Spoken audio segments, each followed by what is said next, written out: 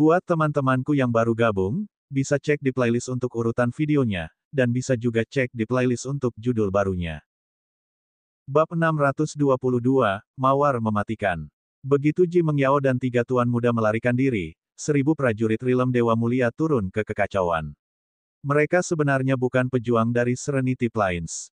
Mereka dialokasikan di sini oleh pasukan Central Plains dari catatan dan mereka bukan milik Hades Society atau Istana Samsara. Formasi tidak dibangun dalam 1 atau 2 hari. Itu akan membutuhkan prajurit untuk belajar bekerja sama. Lagi pula, jika salah satu di antara 1000 berada di posisi yang salah, formasi akan berantakan. Agar rencana hari ini berhasil, Ji Mengyao bersusah payah. Dia melakukan banyak upaya hanya untuk merekrut 1288 prajurit. Dia tidak mungkin menggunakan prajurit dari Istana Samsara atau Hades Society atau kalau tidak, Aula Pembunuh Iblis bisa menahan fakta melawannya. Dia hanya bisa membeli beberapa prajurit secara diam-diam atau menggunakan strategi wortel atau tongkat pada beberapa prajurit. Membunuh Luli saja bukan hal yang paling sulit. Yang sulit adalah tidak melibatkan Istana Samsara atau Hades Society atau meninggalkan jejak bukti di belakang. Jika mereka tidak memiliki kekhawatiran seperti itu, Istana Samsara dapat mengirim prajurit Rilem Bumi Abadi untuk naik level Gurun Utara dan Dataran Awan. Para senior Istana Samsara dan masyarakat Hades tidak terlibat dalam rencana ini. Mereka telah memberitahu Ji Mengyao untuk bertanggung jawab atas suatu tujuan. Mereka bisa menyalahkannya ketika diekspos, mengklaim bahwa dia tidak masuk akal dan bahwa dia telah bertindak berdasarkan dorongan hati tanpa pertimbangan.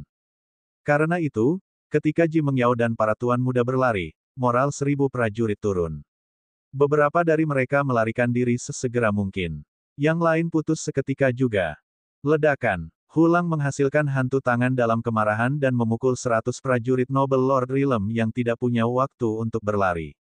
Lebih dari 50 prajurit Noble Lord Rilem dari Silver Wolf Mountain ditangkap dengan keinginan untuk membalas dendam. Mereka tidak mengejar prajurit Rilem Lord Nobeem. Sebaliknya, mereka melampiaskan kemarahan mereka di kota kura-kura hitam. Boom, boom, boom, boom. Segera, kota itu menjadi reruntuhan.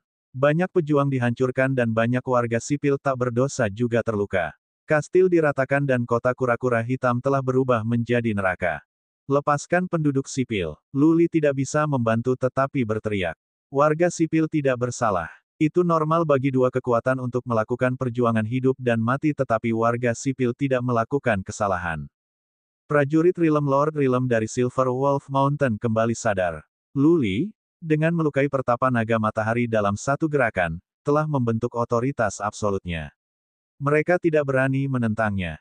Menjalankan. Akhirnya, para pejuang kota kura-kura hitam sadar. Mereka berlari ke segala arah. Tidak ada yang berani berhenti atau berhenti. Biaya. Hulang berteriak dengan marah. Dia hampir kehilangan seluruh pasukannya. Jika Luli meninggal, tidak ada dalam keluarga Hulang yang bisa bertahan. Hulang memendam kemarahan. Seperti seekor harimau ganas yang turun dari puncak gunung, Hulang terpaksa membunuh yang paling mematikan. Dia menghasilkan bayangan tangan dan menabrak istana Black Tortoise Hall tempat prajurit mereka berkumpul. Aku akan pergi setelah Ji Mengyao. Luli kesal juga. Dia tidak ingin membunuh para prajurit tingkat rendah itu karena pembantaian tidak akan membuatnya senang. Dibentuk oleh keluarga Ji berkali-kali, Luli telah mengembangkan kemarahan terhadap keluarga Ji. Dia berharap bisa membunuh jalan menuju keluarga Ji dan menghancurkannya. Aku akan pergi denganmu. Hulang khawatir tentang Luli pergi sendirian sehingga dia pergi dengan Luli. Sebelum Hulang pergi, dia menoleh ke puluhan prajurit Rilem Lord Rilem dan berkata, dengarkan perintah Dewan Negara. Kamu dapat membunuh prajurit tetapi tidak menyakiti warga sipil. Aku akan memberimu waktu dan kemudian kita akan berkumpul di Dragon City di wilayah tengah. Petik 2. Mereka hampir dimusnahkan di sini. Gunung Serigala Perak kehilangan lusinan prajurit Dewa Mulia. Hulang tidak akan melepaskan kesempatan untuk membalas dendam. Dia meninggalkan puncak 50 prajurit Rilem Lord Rilem di belakang untuk memburu musuh-musuh mereka. Adapun berapa banyak prajurit dari Black Tortoise Hall bisa melarikan diri, Hulang tidak akan khawatir tentang hal itu. Hulang mempercepat, mengejar Luli, hanya untuk menyadari bahwa Luli bahkan lebih cepat daripada dia. Hulang cemberut pada dirinya sendiri. Luli memang aneh. Ketika dia mencapai dunia manusia berdaulat, seberapa cepat dia akan dapatkan. Saat terbang ke selatan, mereka bertemu dengan banyak prajurit yang melarikan diri di rute. Luli tidak melakukan apa-apa tetapi Hulang tidak berbelas kasihan. Dia membunuh mereka semua. Mereka menggunakan kekuatan psikis mereka yang terbaik untuk mencoba menemukan Ji Mengyao dan yang lainnya. Mereka belum lama. Mereka hanya memiliki kepala di awal waktu untuk membakar setengah dupa. Secara teoritis, mereka tidak mungkin berlari jauh. Paling-paling, mereka berada puluhan ribu mil jauhnya. Namun, Luli dan Hulang sudah terbang puluhan ribu mil, tetapi mereka belum mengejar Ji Mengyao dan yang lainnya. Luli berpikir. Dia berhenti dan menatap Hulang di belakangnya. Mereka berdua mengerutkan kening. Jelas, mereka mengejar jalan yang salah. Setelah Ji Mengyao melarikan diri, dia pasti telah mengubah arah selama ini.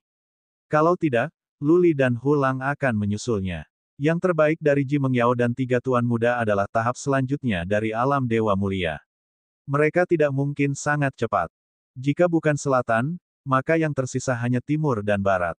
Central Plains berada di timur, tempat reklas Solar Dragon lari. Karena itu, Hulang memikirkannya dan berkata, haruskah kita pergi ke timur? Tidak, barat. Luli menggelengkan kepalanya dan berkata, Ji Mengyao adalah gadis yang pintar. Biasanya, orang akan berpikir bahwa mereka akan menuju ke timur. Tapi orang pintar biasanya tidak mengikuti logika. Jadi, kita pergi ke barat. Baiklah. Hulang mengangguk. Mereka membuat dugaan. Itu akan tergantung pada keberuntungan mereka. Semakin lama mereka sia-sia, semakin sulit menemukan Ji Mengyao dan yang lainnya. Ini bukan dataran awan, bukan wilayah Hulang. Luli dan Hulang berlari ke arah barat dengan kecepatan tinggi. Mereka terbang paralel dengan 30 mil di antara mereka sehingga akan lebih mudah bagi mereka untuk mencari. Jam kemudian, Hulang tiba-tiba berteriak, berhenti di sana. Kami mendapatkannya. Luli senang. Dia bergegas ke Hulang hanya untuk melihat bahwa Hulang mengejar 3 orang, semuanya laki-laki. Luli tidak mengejar Hulang.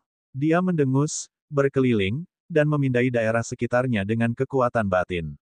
Setelah beberapa saat, ia mendeteksi beberapa fluktuasi formasi penghambatan di jurang di dekatnya. Senyum mengejek naik ke mulut Luli. Dia menyerang di jurang. Bang! Dengan tatapan tajam dari formasi penghambatan di jurang, pandangan berubah secara drastis. Seorang wanita cantik berdiri di sana dengan ekspresi panik. Dia memandang Luli dan berkata, Tuan muda Lu, mengapa kamu melakukan ini? Saya seorang wanita muda dari keluarga Ji. Anda tidak akan mendapat manfaat dari membunuh saya. Haha. Petik 2. Jawaban Luli adalah senyum tipis. Ji Mengyao hanya pada tahap selanjutnya dari alam dewa mulia. Membunuhnya tidak ada artinya baginya. Hulang akan segera kembali sehingga Luli tidak khawatir tentang Ji Mengyao memiliki sesuatu di lengan bajunya. Luli berkata, benar, aku tidak akan mendapat manfaat dari membunuhmu tetapi kamu hampir membunuhku hari ini. Jika aku tidak membalasmu, aku tidak akan bisa menyelesaikan amarahku. Menurutmu apa yang harus aku lakukan? Ketakutan Ji Mengyao tampaknya tumbuh. Penampilannya yang menyedihkan bisa meluluhkan hati siapapun. Dia memeluk tangannya di depan dadanya, meremas dada yang menonjol dan berkata dengan nada lembut, Tuan muda, tolong tunjukkan belas kasihan dan maafkan saya, kali ini, oke. Saya akan menyetujui apapun selama Anda tidak bunuh aku atau hancurkan tubuhku. Petik 2. Hancurkan tubuhmu. Senyum Luli berubah menjadi seringai. Jika dia laki-laki lain, dia akan menyerah pada sifat binatang dan berhubungan dengan Ji Mengyao. Dia pernah tertipu oleh Ji Mengtian. Dia tahu betul bahwa para suster memiliki hati yang sama jahatnya dengan ular dan kalajengking. Dia melakukan ini dengan sengaja, tujuannya adalah biarkan dia memnya. Tubuh yang cantik bisa menjadi senjata pembunuh yang menakutkan, yang bisa membunuh banyak pahlawan tanpa mereka sadari. Luli percaya bahwa Ji Mengyao pasti memiliki sesuatu yang direncanakan. Jika dia menyerah pada insting hewannya dan memnya, dia mungkin mati tanpa mengetahui. Mungkin di sana, dia punya racun dan dia bisa terbunuh tanpa sadar begitu dia menyentuhnya. Bab 623, Monster. Grandmaster dari Demon Slaying Hall telah berjanji untuk melindungi Luli selama 10 tahun. Tidak satu pun dari 12 keluarga kerajaan dari Dataran Tengah yang berani membunuh Luli di depan umum. Demikian pula, Lu Li tidak punya nyali untuk mendapatkan kesulitan dengan mereka, sebenarnya. Jika dia membunuh murid dari 12 keluarga kerajaan, dia akan memprovokasi mereka. Jika dia membunuh Ji Mengyao di sini, keluarga Ji akan marah. Pada saat itu, keluarga Ji mungkin tidak mengejar Lu Li. Tetapi mereka pasti akan mengirim seseorang ke gurun utara dan dataran awan untuk membunuh banyak orang. Oleh karena itu, pada saat ini, niat membunuh menurun dalam pikiran Lu Li. Tapi itu tidak berarti bahwa dia akan membiarkannya pergi. Dia berpikir sebentar dan berkata dengan suara dingin, Ji Mengyao, aku tidak perlu membunuhmu. Buka bajumu. Buka bajuku. Ji Mengyao tertegun. Kemudian dia berkata dengan marah dan malu, Lu Li, apa yang akan kamu lakukan? Aku akan menghantuimu ketika aku menjadi hantu jika kamu berani mencemarkan aku. Haha, Lu Li tertawa sebagai balasan. Dia sekarang yakin itu, Ji Mengyao sengaja merayunya. Dia telah menekankan untuk tidak memnya. Faktanya, dia berharap dia akan melakukannya. Lu Li tidak akan percaya bahwa tidak ada jebakan di sini. Ekspresi Lu Li menjadi tegang. Dia mengeluarkan senjata surgawi Raja Naga dan berkata dengan dingin, mati atau buka pakaianmu, pilihanku. Aku akan memberimu waktu untuk 10 napas. Ji Mengyao ragu-ragu. Lu Li yang berharap akan tergoda untuk memnya bukan berarti dia baik-baik saja dengan dia yang menghinanya seperti ini. Ini di hutan belantara dan dia akan telanjang. Bagaimana mungkin dia, seorang wanita muda dari keluarga Ji, menerima ini? Ji Mengyao memikirkannya dan berkata, menggertakkan giginya dengan kebencian, Lu Li, jika kamu ingin membunuhku lakukan saja. Kami dari keluarga Ji tidak akan tahan dengan penghinaan semacam ini. Berdengung, Lu Li tidak menurun. Kekuatan psikisnya melonjak untuk menyerang di Ji Mengyao Solpon. Seperti yang dia duga, ada sepotong harta di luar jiwa kolam untuk mempertahankan jiwanya.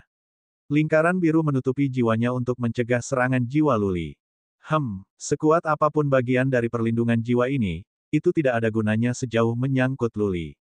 Dia mengubah cara serangan. Dia mengubah serangan menjadi gelombang getaran dan mengirimnya ke Jipon Jijiaya, menyerang jiwanya. Gelombang rasa sakit yang tajam menyebar dari jiwanya. Dia memeluk kepalanya dan berjongkok.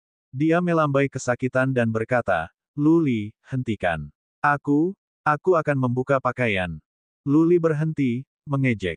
Dia berdiri di udara dengan acuh tak acuh, menatapnya seperti kucing yang sedang mengukur tikus. Ji Mengyao masih merintih kesakitan. Dia akhirnya mulai melepaskan ikat pinggangnya ketika dia merasakan Lu Li kehilangan kesabarannya. Menyaksikan pakaian kecantikan adalah pesta untuk mata, tidak diragukan lagi. Jika wanita muda ini sangat cantik dan berada di alam liar, dengan pakaian malu-malu, banyak pria akan dirasuki oleh hasrat dan naluri binatang. Ji Mengyao menunjukkan kepahitan di wajahnya. Dia menatap Lu Li dengan mata berair, siap menangis terseduh-seduh. Jika Lu Li tidak tahu bahwa gadis ini sama kejamnya dengan Ji Mengtian, dia mungkin akan tertipu lagi dan langsung memnya. Saat dia menanggalkan pakaiannya, tubuh yang sempurna terungkap. Satu-satunya pakaian yang tersisa di tubuhnya adalah pita merah muda. Kakinya yang panjang dan ramping, bahunya yang bundar semuanya terbuka, nya yang berkembang dengan baik, berkilau dan halus setengah terbuka, mengangkat pita perut. Lu Li, mari kita berhenti di sini, oke. Ji Mengyao mengiriminya tatapan menyedihkan. Ekspresinya yang pemalu bisa menimbulkan kasih sayang yang lembut pada pria manapun. Dia tersipu. Kulitnya mengeluarkan kilau merah muda seperti buah persik matang, mengundang orang untuk menggigit. Lu Li menelan ludah karena insting. Dia tidak bisa memalingkan muka. Di dalam, dia mencibir. Ji Mengyao mulai menggunakan beberapa keterampilan godaan untuknya. Dia telah belajar sesuatu tentang itu dari ras hak dan jiwanya kuat sekarang. Dia tidak akan tertipu oleh trik Ji Mengyao.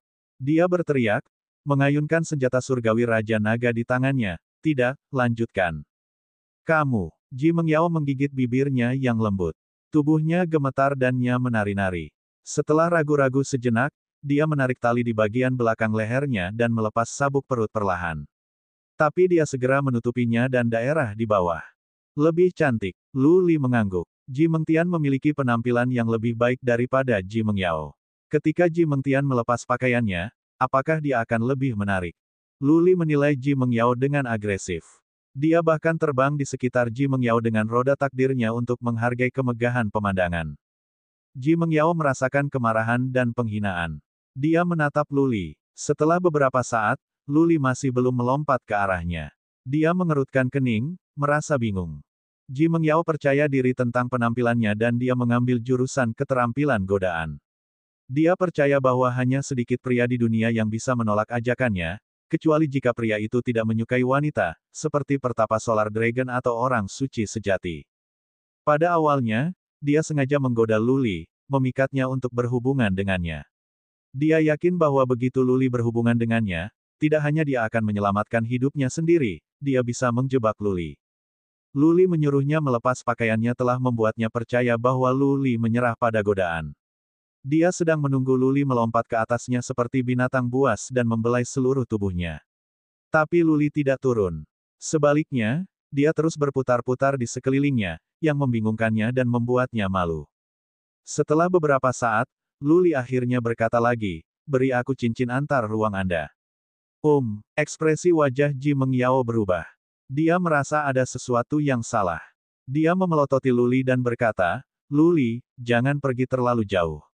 Apakah kamu akan saya dan berharap kamu dapat memiliki kekayaan saya juga? Saya tidak memiliki sesuatu yang berharga di cincin saya.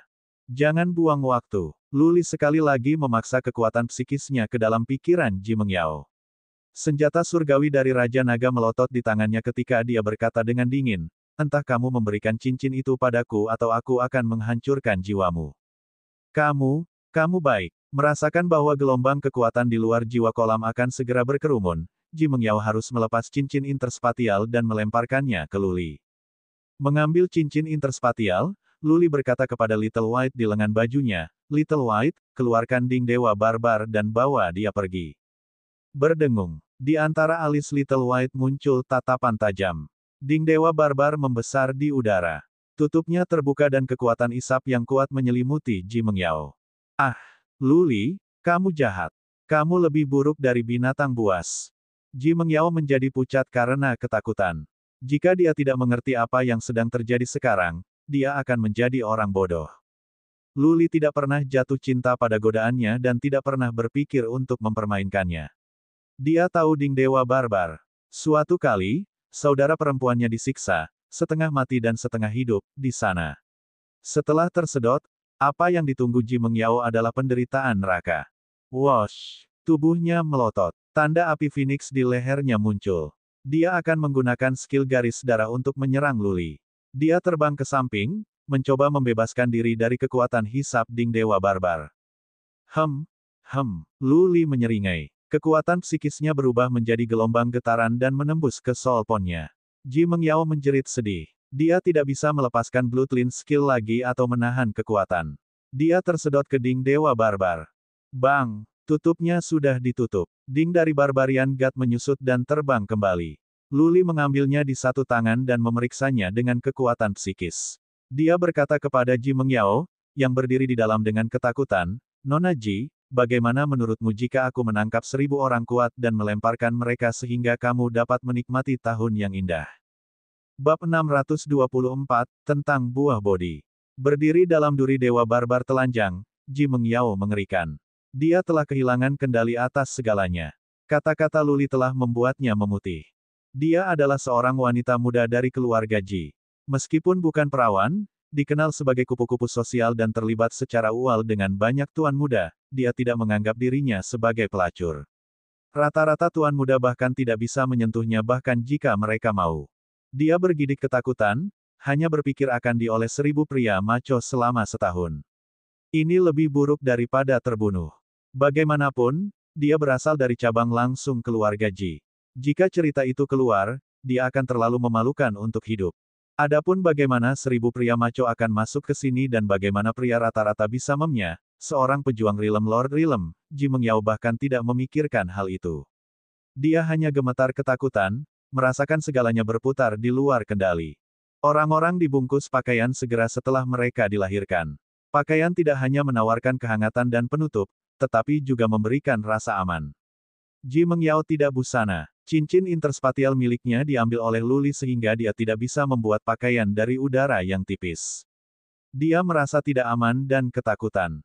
Bagian dalam Ding dari Dewa Barbar itu gelap gulita. Kegelapan itu sendiri bisa menimbulkan rasa takut pada seorang gadis. Ji Mengyao tidak bisa tetap tenang, diintimidasi oleh kata-kata Luli. Dia dipenuhi dengan rasa takut. Tentu, Luli tidak akan membuang 1000 pria maco. Dia hanya menakutinya sebagai balas dendam. Dia belum memutuskan apa yang harus dilakukan padanya. Dia berhenti menginspeksi dan meninggalkannya untuk berkeliaran di sana sendirian. Suara mendesing. Seorang pria terbang kembali dari jauh. Itu Hulang. Dia membawa 3 tuan muda di tangannya. Mereka berlumuran darah dan tulang mereka patah. Cedera mereka sangat serius. Ledakan. Hulang tiba dan melemparkan ketiga pria itu ke tanah.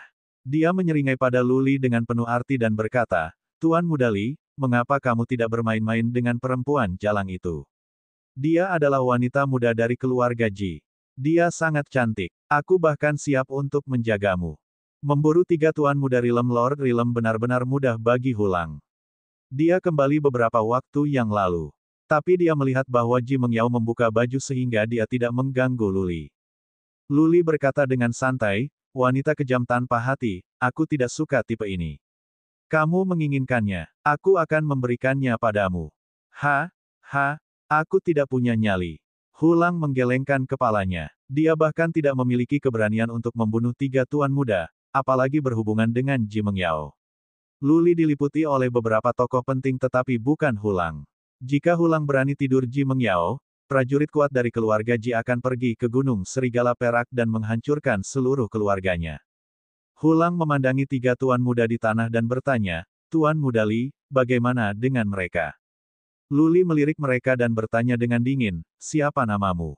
Dari keluarga mana kamu berasal? Ceritakan yang sebenarnya atau yang lain."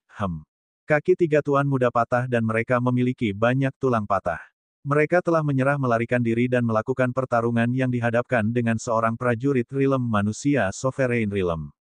Tetapi mereka menunjukkan kebencian dan kemarahan, mendengar kata-kata Luli. Mereka memelototi Luli, menolak untuk berbicara. Suara mendesing. Hulang marah. Sebuah cambuk muncul di tangannya yang memiliki banyak taji. Dia mengayunkan cambuk ke bawah. Meskipun dia takut membunuh mereka, dia bisa sedikit melecehkan mereka. Segera, tangisan 3 tuan muda rasa sakit terdengar. Taji pada cambuk membuat mereka merasa seperti disambar jarum baja yang tak terhitung jumlahnya. Salah satu dari mereka menyerah terlebih dahulu dan berteriak, "Aku akan menjawab. Aku Yang Yu dari perkumpulan Hades. Kakekku adalah leluhur keempat dari perkumpulan Hades, Yang Hu." "Yang Yu." Luli melambai berhenti dan Hulang menyingkirkan cambuknya. Luli bertanya lagi, "Apa hubunganmu dengan Yang Xuan?" Yang Yu menjawab dengan jujur setelah jeda, "Patriark keluarga masa depan adalah sepupu saya yang lebih muda." "Aku mengerti." Luli mengangguk tetapi merasa sulit. Yang Yu adalah murid keluarga yang dari masyarakat Hades. Keluarga yang akan menjadi balistik jika dia membunuh Yang Yu. Luli menoleh kedua yang lain dan menatap mereka. Salah satu dari mereka langsung berkata, "Saya Zhao Ge, calon keluarga Patriark Istana Kristal." Yang ketiga langsung menjawab, "Saya Li Gu, patriark keluarga calon aliansi Stellar Crystal Palace, Stellar Alliance." Luli telah mengetahui bahwa mereka adalah 2 kekuatan di Serenity Plains Selatan. Para patriark keluarga masa depan dari 2 kekuatan kehilangan akal mereka atas Ji Mengyao. Itu pasti benar, kalau begitu. Kalau tidak, keduanya tidak akan mengambil risiko hidup mereka untuk datang ke Black Tortoise City bersama Ji Mengyao. Wosh! Luli bergerak dan menghancurkan senjata surgawi Raja Naga di kepala Zhao Ge dan Li Gu. Mereka mati karena tabrakan. Luli tidak memiliki keberanian untuk membunuh Ji Mengyao dan Yang Yu. Namun, dia tidak akan menunjukkan belas kasihan kepada mereka berdua. Crystal Palace dan Stellar Alliance memiliki persahabatan dengan Tumulus of Universe. Meski begitu, kedua pasukan masih memutuskan untuk menyerang dataran awan. Mereka yang melakukannya dianggap sebagai musuh. Luli bisa menghancurkan 2 kekuatan dan Ye Luo tidak akan menghakiminya. Retak, retak, retak. 2 orang yang sangat hidup menjadi 2 tubuh yang tidak lengkap. Darah mereka terpercik ke wajah Yang Yu, membuatnya ketakutan. Giginya bergemeletuk. Luli memberi Yang Yu tatapan mencemooh. Yang Yu ini, seorang pengecut, jauh lebih buruk daripada Yang Xuan. Luli memindahkan senjata surgawi Raja Naga perlahan ke leher Yang Yu. "Jangan bunuh aku, tidak, Tuan Muda Lu. Ji Mengyao, perempuan jalang itu, membuat seluruh rencana. Aku hanya di sini untuk nongkrong. Aku bersumpah aku tidak ingin berkomplot melawanmu. Yang Yu memohon lagi dan menyerahkan tanggung jawab kepada Ji Mengyao. Dia tampak pucat dan giginya saling beradu, ngeri. Setelah mempertimbangkan sejenak, Lu Li berkata, untuk membunuhmu atau tidak, semuanya bermuara pada apakah kamu memiliki sesuatu yang berguna. Jika kamu dapat menawarkan sesuatu kepadaku atau beberapa informasi yang aku minati, aku dapat mengirimmu kembali ke dataran tengah. Petik 2. Yang Yu berpikir, hampir menangis. Dia adalah murid keluarga Yang, tetapi dia pengecut. Dia tidak dihargai dalam keluarga dan tidak ada nilai yang bisa dia tawarkan. Lu Li memegang Ding Dewa Barbar di satu tangan, sepotong relik kuasi. Apa yang bisa dimiliki Yang Yu yang membuat Lu Li tertarik? Setelah beberapa saat, Yang Yu datang dengan sesuatu dan berkata, saya memiliki gulungan keterampilan kuno. Ini tentang jiwa dan saya telah mendapatkannya dari situs reruntuhan bersejarah. Tuan Muda Lu, saya mendengar bahwa Anda adalah seorang pejuang jiwa, saya harap ini dapat bermanfaat bagi Anda. Petik 2. Cincin Yang Yu melotot saat dia mengeluarkan kulit keemasan dan menyerahkannya kepada Lu Li. Lu Li menyingkirkan ding milik Barbarian God dan mengambil alih gulungan itu. Itu merekam keterampilan kuno pasti dan karakternya adalah bahasa kuno. Lu Li melirik dan mengkonfirmasi bahwa itu adalah keterampilan jiwa kuno. Meskipun tidak yakin dengan kekuatannya, Lu Li masih mengangguk dan berkata, ini bisa berguna. Tapi, aku punya banyak keterampilan pengembangan jiwa. Ini tidak cukup untuk mendapatkan hidupmu kembali. Aku tidak punya apa-apa lagi.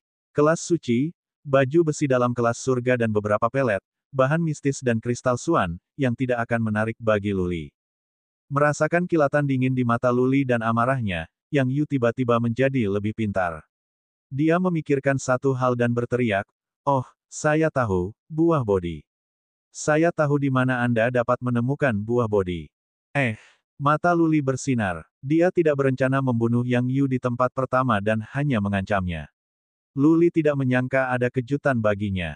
Lu Li dan Lu Ling telah mengirim begitu banyak orang untuk mencari sejak lama, namun mereka belum belajar apa-apa tentang buah bodi. Bagaimana Yang Yu tahu? Bab 625, Iblis. Lu Li telah meminta banyak orang untuk mencari buah bodi dan bahkan meminta keluarga Du untuk menawarkan bantuan.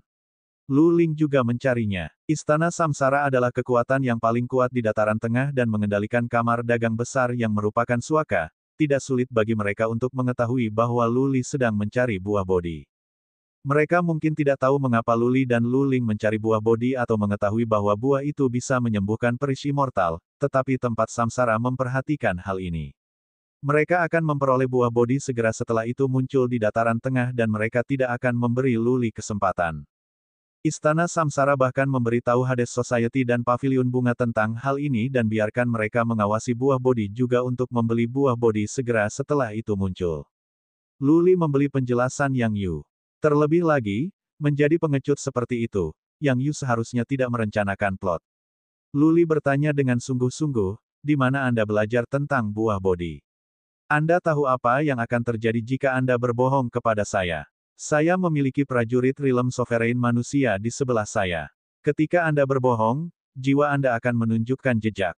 Lu Li mengancam Yang Yu yang tidak menjanjikan kebohongan. Dia menunjuk pedang di lehernya dan berkata setelah Lu Li memindahkannya, saya tidak tahu detailnya tetapi sebelum saya datang ke awan dataran, saya mendengar bahwa kuil Buddha Agung memiliki kebun. Ada setumpuk buah-buahan yang akan matang. Saya mendengar bahwa buah bodi ada di antara mereka. Sebagian besar buah akan dilelang. Kebun ini terkenal di Central Plains dan setiap 100 tahun satu batch buah akan matang. Setiap saat, orang akan berbicara tentang hal itu dengan panas. Tuan Muda Lu, informasinya asli. Jika aku membohongimu, aku akan mati seperti anjing. Petik 2. Setelah Yang Yu mengatakan bagiannya, Lu Li menoleh ke Hu Lang yang berkata setelah beberapa pemikiran, kuil Buddha besar memang memiliki kebun yang terkenal. Kuil Buddha Agung tidak terlalu kuat sebelumnya tetapi karena kebun ini, prajurit yang kuat mampu untuk tumbuh. Kuil Buddha Agung berkembang pesat selama ribuan tahun terakhir. Sekarang menduduki peringkat 5 teratas di Central Plains. Petik 2. Lu Li memandang Yang Yu dan berkata lagi, apakah kamu tahu kapan kuil Buddha Agung akan melelang buah-buahan? Iya nih. Yang Yu menjawab dengan pasti, seharusnya dalam 2,5 bulan, tanggal 19 September dari kalender Central Plains. Hulang melakukan perhitungan dan menambahkan, jika saya benar, seharusnya setelah 2,5 bulan. Baik, Luli mengeluarkan ding dari Dewa Barbar dan melepaskan cincin antar ruang dari tangan Yang Yu. Luli memiliki Little White untuk menyingkirkan Yang Yu ke dalam ding Barbarian God dan melepas Li Gu dan Zhao Ges Interspatial Rings juga. Dia melemparkan tubuh mereka ke ding Dewa Barbar. Kemudian dia cukup puas dan meminta Little White untuk menyingkirkan ding dari Barbarian God. Ah! Ji Mengyao masih ketakutan. Melihat seorang pria tiba-tiba masuk, dia pikir Luli menangkap seorang pria berotot untuk memnya. Tanda Phoenix hitam di lehernya bersinar ketika dia siap untuk menyerang. Tapi dia melihat bahwa itu Yang Yu dengan kekuatan psikis dan berhenti. Yang Yu, tidak. Segera, Ji Mengyao menyadari sesuatu. Dia masih telanjang. Dia tidak pernah hangat pada Yang Yu si pengecut dan bahkan tidak akan membiarkannya menyentuh jarinya. Sekarang dia berdiri di depannya tanpa pakaian. Yang Yu jatuh ke ding Dewa Barbar keras. Luka-lukanya sakit. Dia menggerutu dan meringis kesakitan. Mendengar teriakan Ji Mengyao, dia melihat ke atas dan memeriksa dengan kekuatan psikis juga.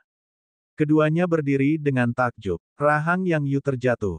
Dia merasakan bahwa Ji Mengyao menutupinya dengan satu tangan dan di bawah dengan yang lain. Meskipun dia terluka parah, dia tidak bisa menahan gairah. Ah! Ah! Ah! Ji Mengyao kehilangan akal sehatnya.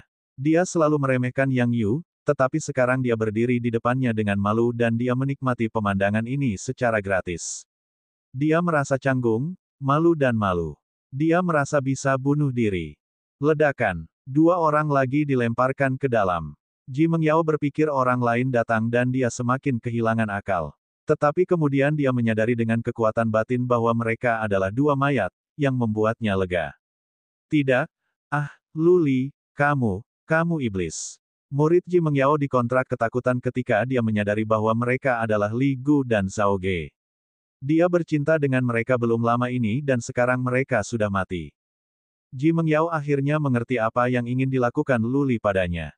Dia memiliki pakaiannya, melepas cincin interspatial dan kemudian melemparkan Yang Yu dan 2 tubuh milik 2 pria yang pernah dia tiduri. Apakah Luli mencoba memenjarakannya untuk sementara waktu untuk membuatnya gila? Ji Mengyao hampir mengalami gangguan mental. Semua cincin interspatial diambil dan Ji Mengyao akan tetap telanjang sepanjang waktu. Yang Yu, Li Gu dan Zhao Ge dicambuk sehingga pakaian mereka compang-camping. Bahkan jika dia melepaskan pakaian dari 2 tubuh, itu tidak akan ada gunanya, belum lagi bahwa pakaian mereka basah oleh darah. Tidak ada cincin antar ruang berarti tidak ada air dan makanan. Yang Yu dan Ji Mengyao berada di alam yang cukup tinggi untuk bertahan hidup selama sebulan tanpa makanan atau air tetapi apa yang harus dilakukan ketika alam memanggil? Ji Mengyao menjadi marah, berpikir tentang pergi nomor 2 di depan Yang Yu dengan 2 tubuh busuk di samping. Dia melepaskan Phoenix hitam dan menyerang tutupnya lagi dan lagi. Namun, sebagai bagian dari kuasa relik, ding Dewa Barbar tidak bisa dipecahkan oleh prajurit manapun. Dengan serangan Phoenix api, tutupnya bersinar, menerangi ruang, menawarkan pesta untuk mata Yang Yu. Ji Mengyao menyerang dengan marah, menggerakkan tubuhnya dengan keras, mengungkapkan pandangan yang cukup. Hentikan. Suhu akan membakar kita. Yang Yu segera melihat masalahnya. Phoenix hitam keluarga Ji datang dengan suhu mengerikan dan ding Dewa Barbar memiliki ruang terbatas. Setiap kali Ji Mengyao menyerang, suhu sedang akan meningkat. Luli, jika kamu punya nyali, bunuh saja aku. Ji Mengyao menjerit kesedihan dan kemarahan. Dari sudut matanya, dia melihat Yang Yu menatapnya. Dia berteriak dengan marah, apa yang kamu lihat? Tidak ada orang yang baik. Aku akan mencungkil matamu jika kamu berani melihat lagi. Yang Yu membuang muka, merasa kesal. Tapi dia masih mencuri pandangan dari sudut matanya. Dia mengadopsi perspektif yang cukup ringan. Jika Luli ingin membunuhnya, Luli akan membunuh Ji Mengyao juga. Yang Yu akan merasa cukup berharga untuk bisa mati dengan kecantikan seperti itu. Jika Luli tidak membunuhnya dan dia terjebak di sini, dia akan senang menerimanya. Ji Mengyao bisa merasakan penampilan Yang Yu yang dicuri. Dia berjalan kedua tubuh, menggertakkan giginya dan merobek beberapa darah ternoda untuk menutupinya dan pinggulnya. Namun, dia hanya membuat dirinya semakin mengundang.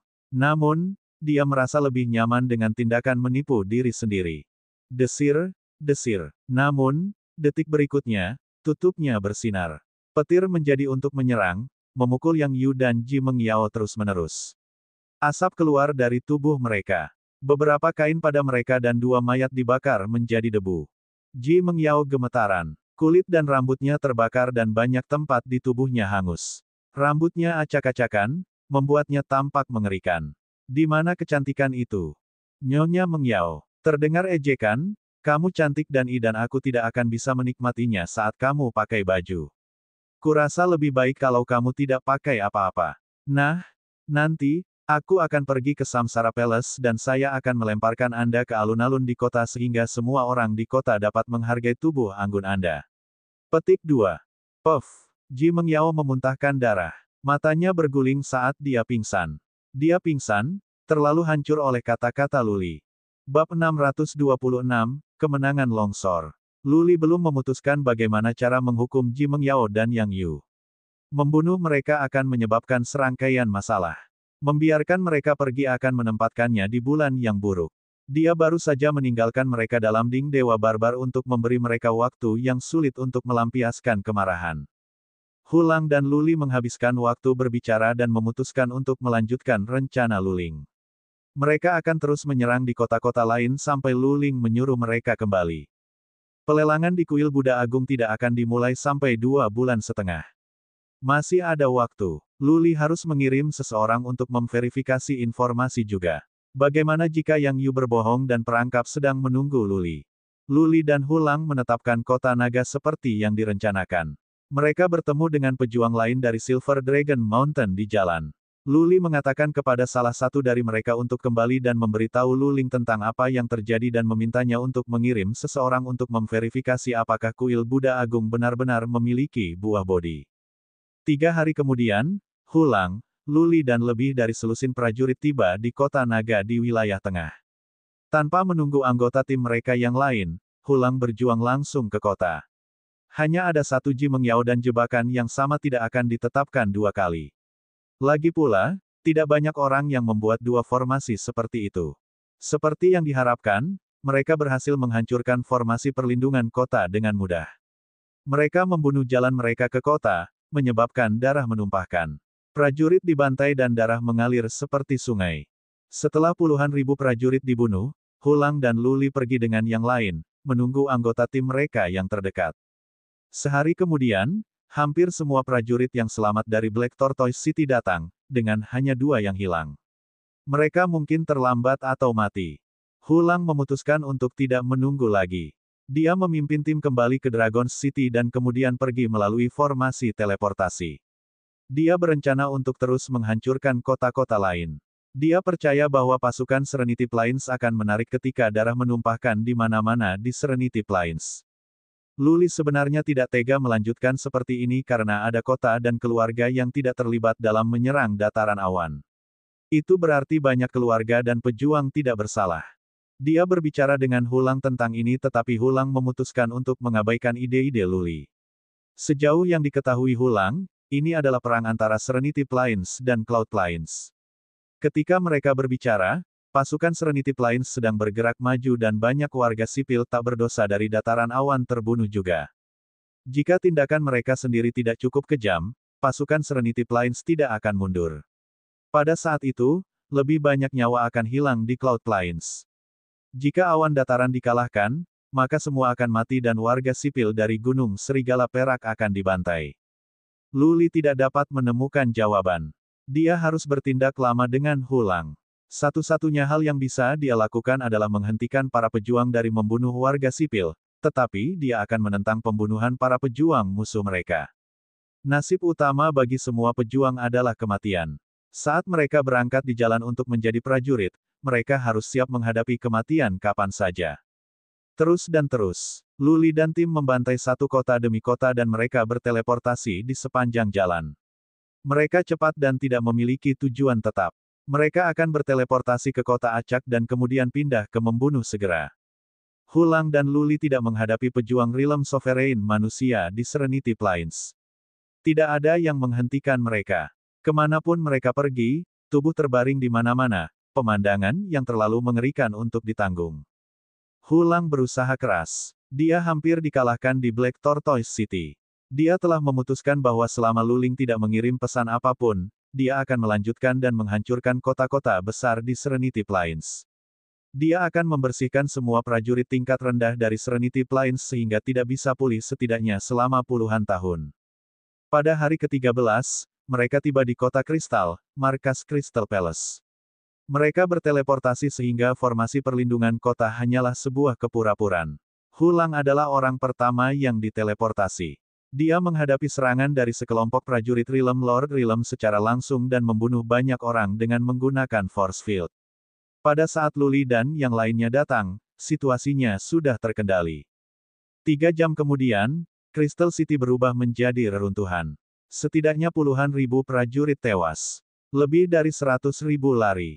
Hulang mengatakan kepada tim untuk memburu selama 6 jam. Setelah itu, mereka siap untuk melakukan teleportasi ke markas besar Stellar Alliance dan menghancurkan markas terakhir-terakhir dari pasukan utama Serenity Plains. Bang! Jimat batu giok yang tergantung di sabuk Hulang retak. Luli bernapas lega. Akhirnya, pembantaian bisa berakhir. Dia telah kehilangan hitungan berapa banyak yang terbunuh. Dia sendiri pasti telah membunuh lebih dari 10.000. Luli bukan penggemar pembantaian semacam ini karena kedua belah pihak tidak setara. Seolah-olah dia membunuh warga sipil. Dia bahkan memiliki keinginan untuk muntah saat melihat darah. Ayo kembali. Kilau iba melintas di mata Hulang. Dia tampaknya kecewa karena tidak bisa membantai kota Stellar. Dia adalah pria yang kejam. Dia bisa membunuh puluhan juta tanpa kesadaran bersalah apalagi beberapa prajurit ini. Setiap tuan harus membunuh jalannya ke atas gunung mayat dan darah. Mereka berteleportasi untuk beberapa putaran dan tiba di Serenity Plains Utara, di mana mereka terbang menuju gua dengan formasi teleportasi ke Cloud Plains. Mereka menyembunyikan jejak mereka. Formasi teleportasi tidak dapat diekspos mengingat bahwa bagian ke dunia sepi juga ada di sini. Setelah 2 hari terbang, mereka tiba di gua tempat formasi teleportasi berada. 2 prajurit dari Silver Wolf Mountain sedang menunggu di sana. Begitu dia melangkah, Luli bertanya, seperti apa situasi di Awan Plains?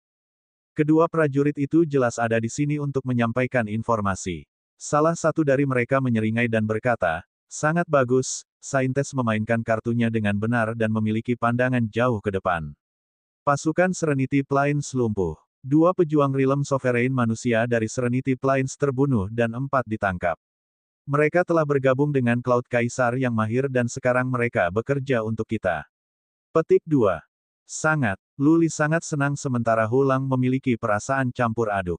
Bekerja untuk kami berarti bahwa 4 pejuang Realm manusia Sovereign alam dari Serenity Plains telah mengambil Fire Phoenix Soul Pellet yang dikembangkan Luling dan telah menjadi budaknya seperti dia.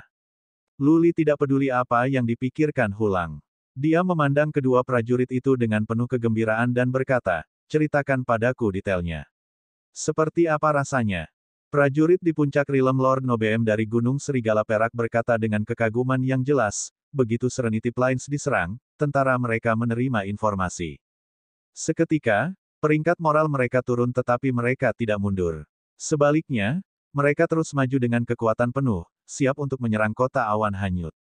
Saintes mengalokasikan beberapa jenderal untuk menyergap pasukan Serenity Plains.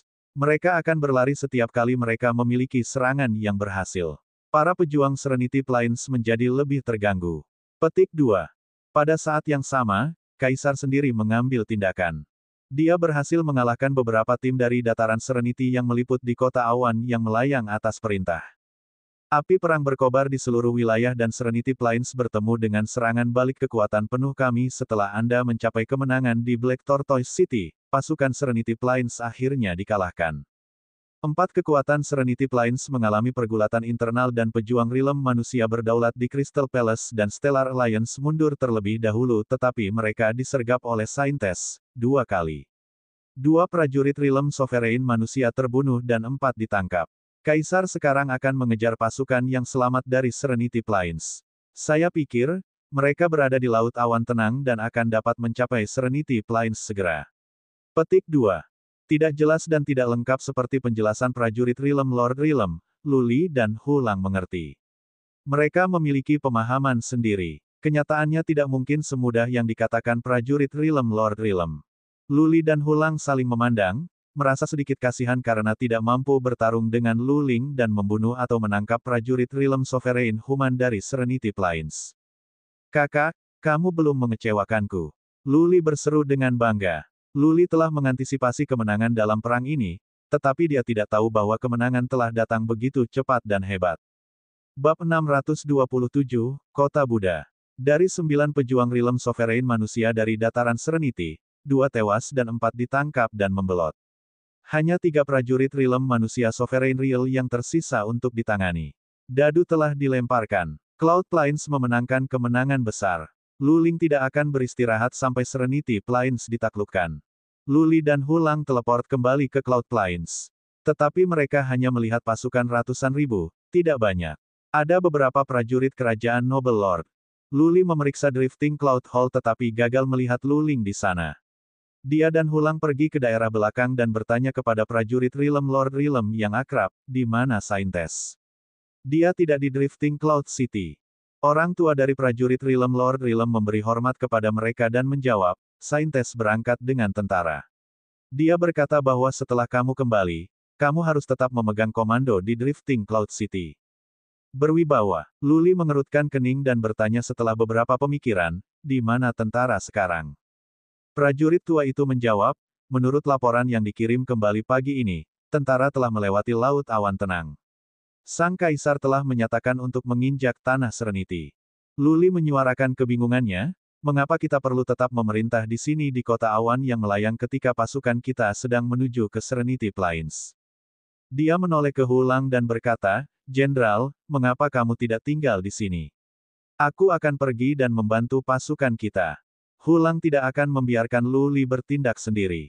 Mantan itu menggelengkan kepalanya dan berkata, penasihat negara, Saintes telah memberikan perintahnya. Mari kita tunggu di sini. Juga, kita tidak hanya tinggal di sini. Kita perlu mengawasi Frost Plains dan Central Plains.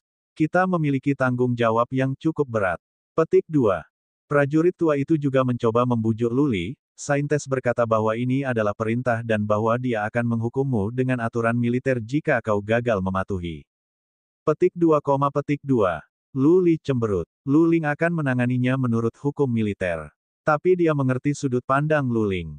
Hasil akhir ditentukan. Kehadiran Lu Li di pasukan tidak ada gunanya. Lebih aman tinggal di ujung belakang. Jumlah prajurit Realm Sovereign manusia di sisi Lu Ling telah mencapai 11 dan Serenity Plains hanya memiliki 3 prajurit Realm manusia Sovereign Realm tersisa. Mustahil bagi Central Plains untuk campur tangan secara terbuka. Karena itu, dia harus aman. Memang ada sedikit yang bisa dia lakukan. Sudahlah. Lu Li memutuskan untuk melepaskan dan mengajukan pertanyaan lain, sudahkah Anda mengatur seseorang untuk mengumpulkan informasi dari kuil Buddha Agung? Prajurit tua ini juga adalah budak Lu Ling dan Lu Li ingat dia menjadi kepala pelayan di Aula Hanyut Awan.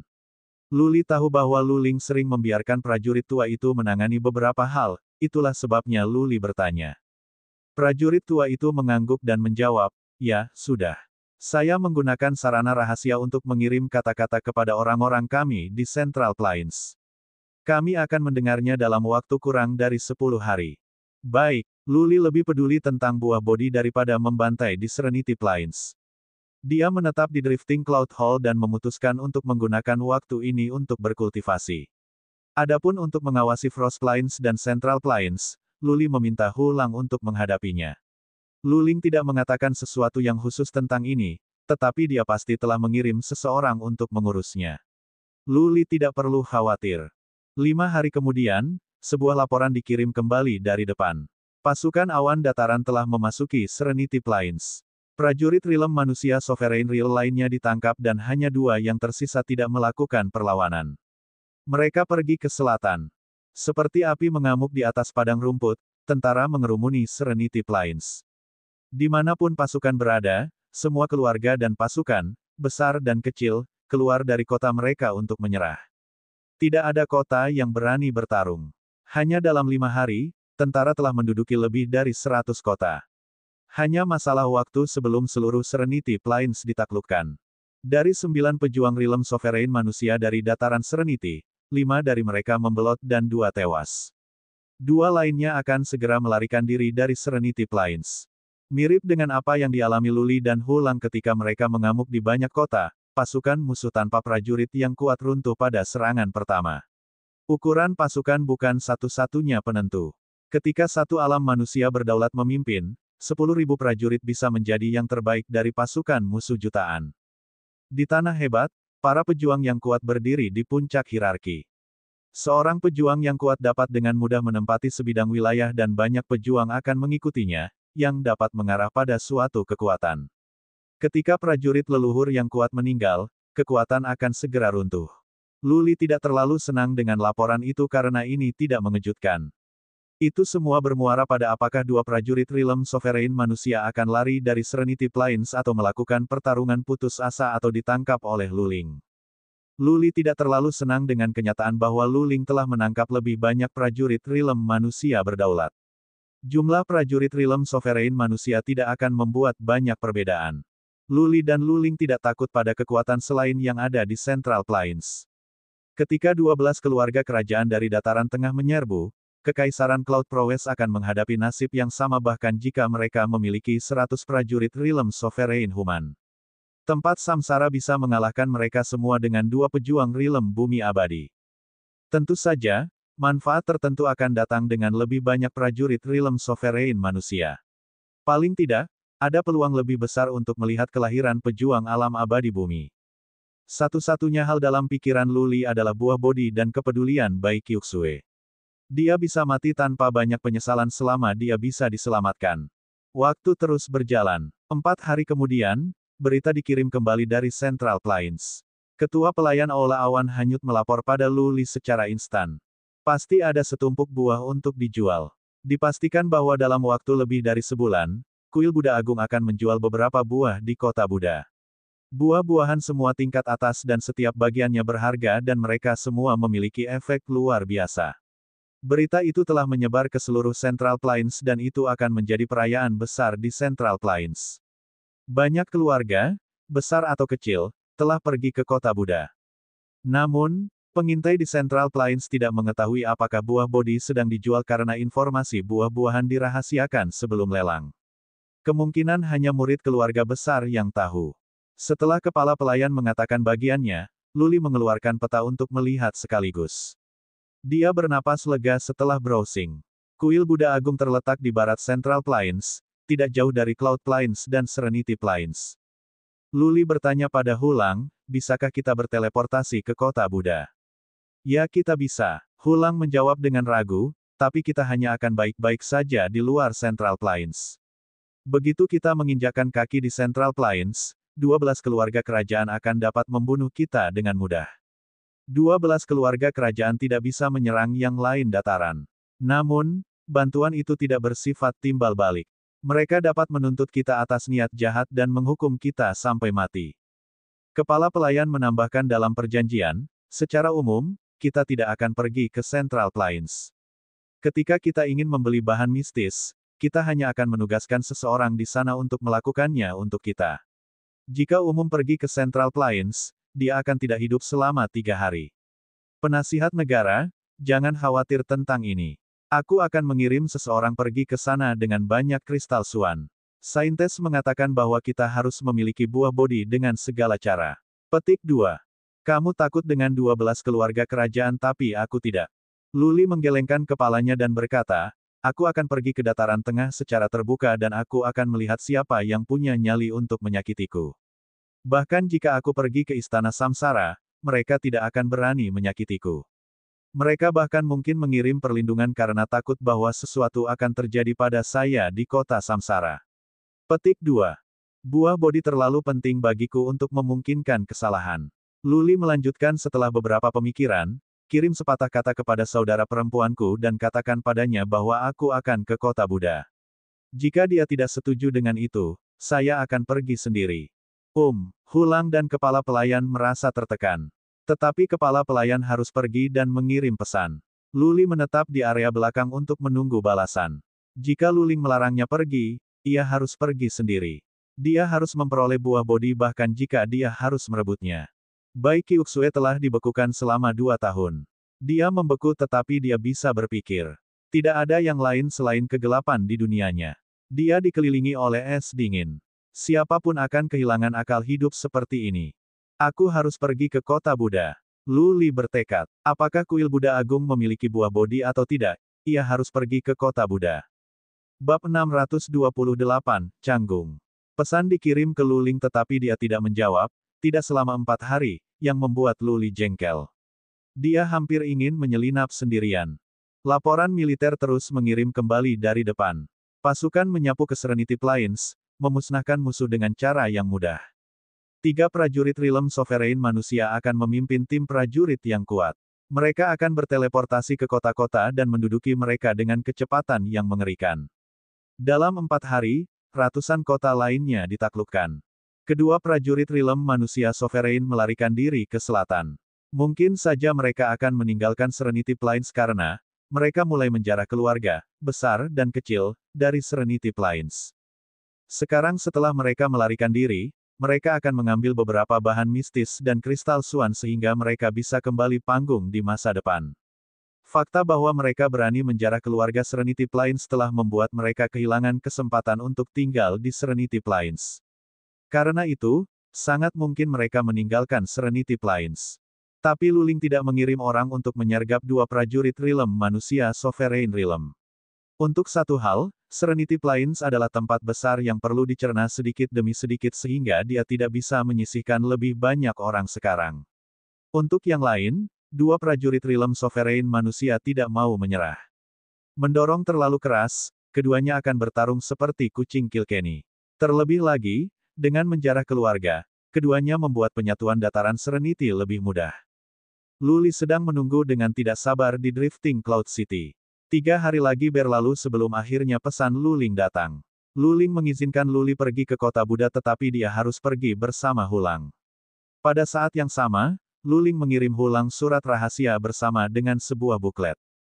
Keterampilan Shrink. Hulang bersemangat setelah membaca sepintas. Lu Li pindah untuk melihatnya juga. Dia menemukan keterampilan itu familiar dan bertanya, bukankah ini keterampilan yang digunakan oleh Dewa Meng? Pertama kali Dewa Meng datang ke awan dataran dengan Lu Li, ia menggunakan keterampilan seperti itu untuk mengubah ukuran orang normal dan penampilannya. Lu Li mengerti pengaturan Lu Ling. Dengan mempelajari Shrink Skill, Hulang akan dapat mengubah penampilannya sehingga dia tidak akan dikenali dengan mudah ketika pergi ke Central Plains bersama Lu Li.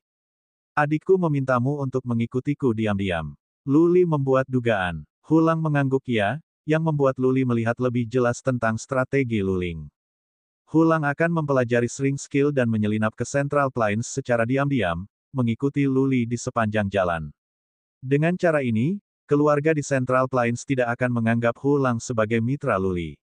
Mereka akan menganggapnya sebagai prajurit Realm manusia Sovereign Real dari dataran tengah, yang akan menawarkan beberapa perlindungan kepada Hulang. Tentu saja, Lu Li juga mengerti bahwa dengan meminta Hulang untuk pergi bersamanya, Lu Ling telah mempersiapkan Hulang untuk mati bagi Lu Li ketika itu terjadi. Lu Ling pasti memberitahu Hulang dalam surat rahasia itu.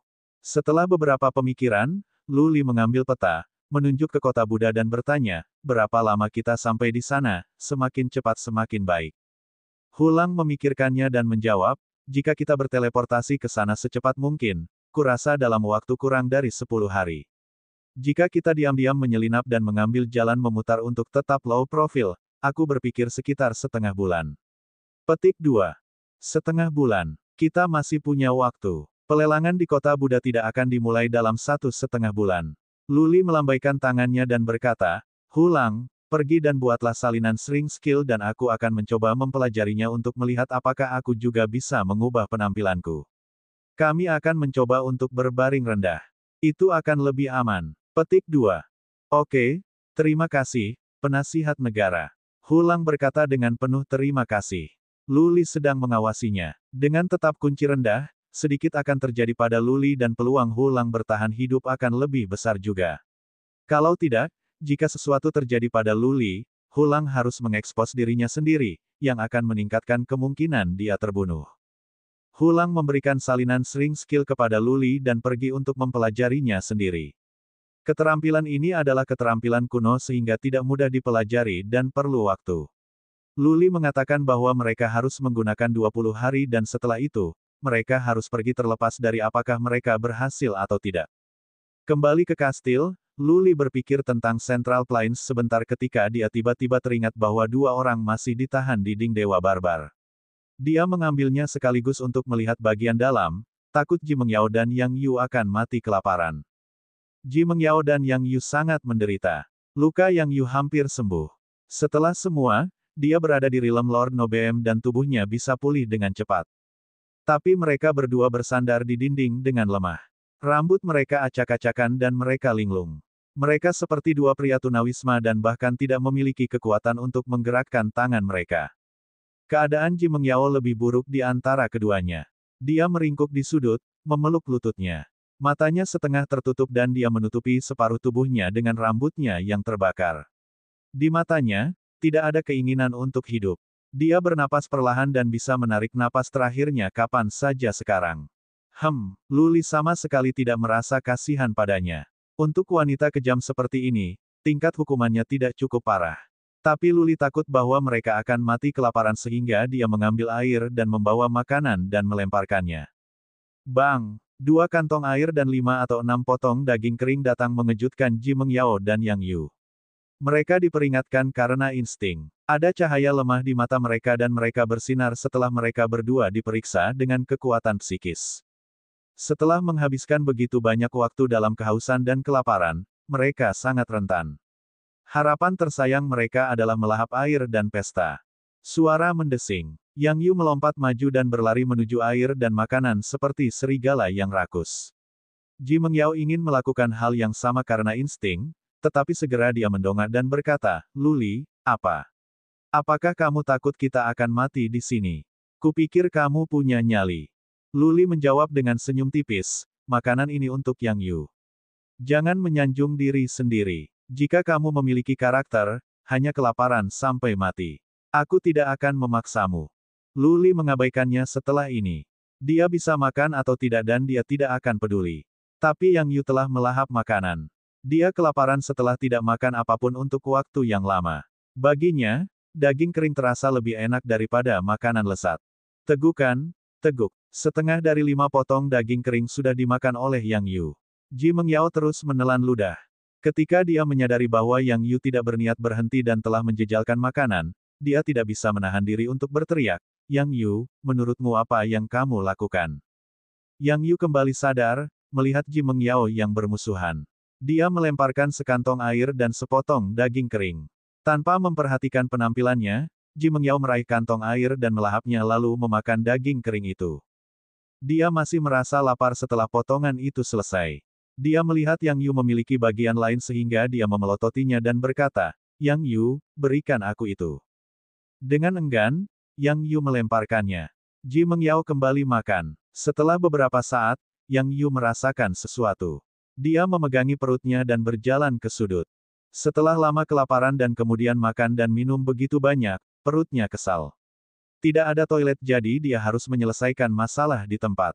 Yang Yu, apa yang kamu lakukan? Mencium bau busuk, Ji Mengyao menginspeksi dengan kekuatan psikisnya, hanya untuk melihat Yang Yu sedang marah. Dia hampir membuang daging kering. Namun segera, penampilannya juga berubah karena dia merasa perutnya kesal. Mereka berdua sudah kelaparan sejak lama. Tidak ada yang bisa tahan makan berlebihan seperti ini. Ji Mengyao melawannya untuk sementara waktu. Pada akhirnya, dia tidak tahan lagi dan kemudian pergi ke sudut untuk melakukan bisnisnya. Dia merasakan seutas kekuatan psikis dan hampir ingin menabrak dinding karena malu. Dia dilahirkan dalam keluarga besar dan dia anggun dan pendiam. Namun, dia sedang buang air besar di depan seorang pria. Dia benar-benar bisa jadi balistik sekarang. Meski begitu, bisakah dia balistik sekarang? Itu tidak akan membuat gambar yang cantik. Ji Mengyao harus terus bersumpah pada dirinya sendiri, iblis, iblis. Luli, kamu iblis. Kamu akan mati seperti anjing, seperti anjing. Bab 629, Persaingan.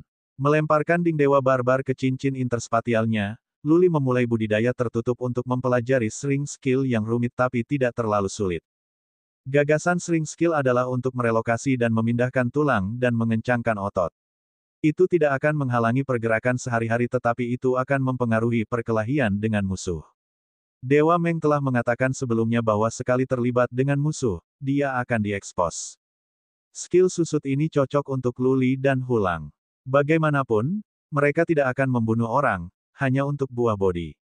Jika mereka bisa memperoleh buah dengan kristal Suan, maka semuanya akan berjalan dengan baik. Grandmaster dari Demon Slaying Hall menyatakan untuk melindungi Lu Li selama 10 tahun, selama waktu itu 12 keluarga kerajaan tidak akan menyakiti Lu Li. Jika Lu Li muncul di kota Buddha secara terbuka, kota Buddha harus khawatir tentang keselamatan Lu Li.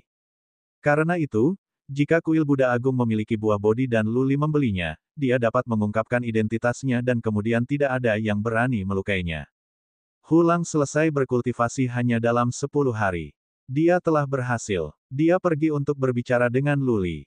Setelah itu, dia pergi ke Central Plains terlebih dahulu. Pergi dengan Lu Li akan meningkatkan kemungkinan dia diekspos. Jadi, dia memutuskan untuk menyelinap ke dataran tengah dan melindungi Lu Li secara diam-diam. Dia juga bisa membuat pengaturan dengan pergi di muka. Lu Li terus mempelajari skill sering. 5 hari kemudian, dengan cahaya di sekujur tubuhnya, otot dan tulangnya mulai berubah. Dia tumbuh dan otot-otot wajahnya juga menjadi lebih kuat. Lu Li tidak terlalu tinggi dan besar. Dengan mengecilkan tulang dan ototnya, dia akan berubah menjadi katai, yang tidak disukainya. Dia memutuskan untuk pergi ke arah lain dan menumbuhkan otot dan tulangnya untuk berubah menjadi pria macho yang kasar. Dia belum bercukur untuk sementara waktu. Dengan perubahan fisiknya, ia menjadi orang yang kekar dan temperamennya berubah seiring dengan itu. Lu Li berjalan berkeliling di kamar dan melihat ke cermin, cukup puas dengan hasilnya. Sering skill berbeda dari penyamaran. Tidak ada tanda-tanda penyamaran dan bahkan prajurit yang kuat pun tidak bisa mengetahuinya, kecuali kalau itu adalah seseorang yang akrab. Kalau tidak, Lu Li tidak akan khawatir tentang seseorang yang mengidentifikasinya. Dia berjalan keluar, menakut-nakuti kepala pelayan yang mengira seseorang telah menyusup ke aula hanyut awan. Lu Li berbicara dan kepala pelayan berkata sambil menyeringai, skill sering ini luar biasa. Kupikir kamu hanya bisa menyusut. Aku tidak tahu kamu bisa tumbuh menjadi pria berotot.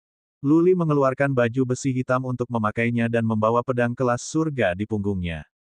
Dia mengubah gaya rambutnya, memakainya. Perasaan kekar datang segera. Hahaha. Kepala pelayan tertawa dan berkata, penasihat negara, jika Anda dapat mengubah suara Anda, saya pikir Anda akan menjadi orang yang sepenuhnya berbeda. Lu Li mengangguk dan bertanya, apakah ada sesuatu yang bisa menyembunyikan perasaan jiwaku? Jika aku bertemu seseorang yang akrab, mereka akan bisa memberitahu. Dapatkan sesuatu untukku sehingga aku tidak perlu takut pada siapapun yang aku kenal. Petik 2. Kepala pelayan memberikan beberapa pemikiran dan berkata dengan mata bersinar, ya, ada. Masyarakat Lotus memiliki pelet jiwa surgawi ini yang dapat membentuk perisai di sekitar jiwa-jiwa Anda. Hanya pejuang rilem manusia berdaulat yang sangat kuat yang dapat memeriksa jiwa Anda. Petik 2. Kepala pelayan mengirim seseorang untuk mendapatkan Lu Li belasan Heavenly Soul Pellet dari penyimpanan mereka dan dia juga memberi Lu Li sebotol pelet lagi. Kepala pelayan menjelaskan sambil tersenyum, ini juga semacam pelet yang dikembangkan oleh Lotus Society.